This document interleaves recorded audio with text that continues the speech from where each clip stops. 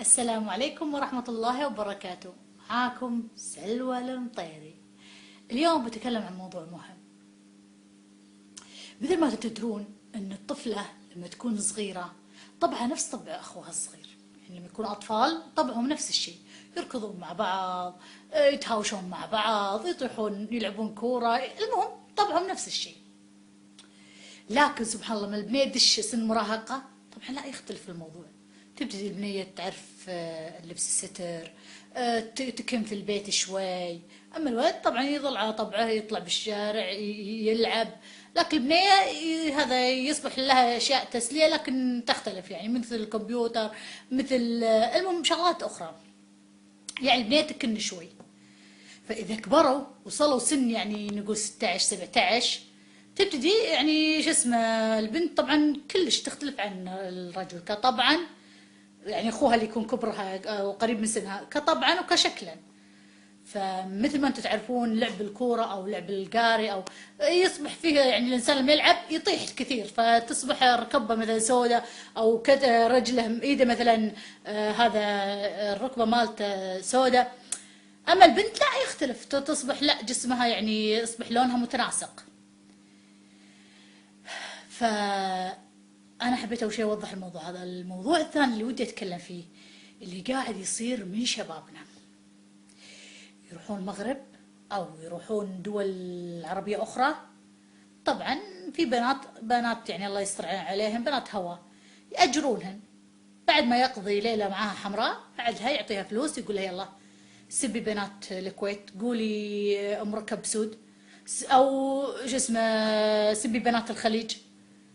فيعني انا ماني عارفه ايش سالفتكم انتم، ايش سالفتكم يا عيالنا؟ في احد يسب اخته، في احد يسب امه، في احد يسب بنات عمه، في احد يسب بنات خاله. شنو اللي قاعد يصير هذا؟ شنو اللي تأجروا لكم مغربيات وتقول يلا سبوا فيهن ولعنوا خير الكويتيات ولعنوا او لعنوا خير الخليجيات؟ شو قلة الادب اللي انتم فيها؟ هذا شغله ثانيه المغربيه او اللي قاعد اشوفها، يمكن رابع فيديو شفت شو اسمه تقعد تسب فينا. انت شنو؟ انت شنو حبيبتي؟ انت شنو؟ انت استغفر الله يا ربي، ب5 دنانير 5 يسوون عليك حفله، كل واحد دينار.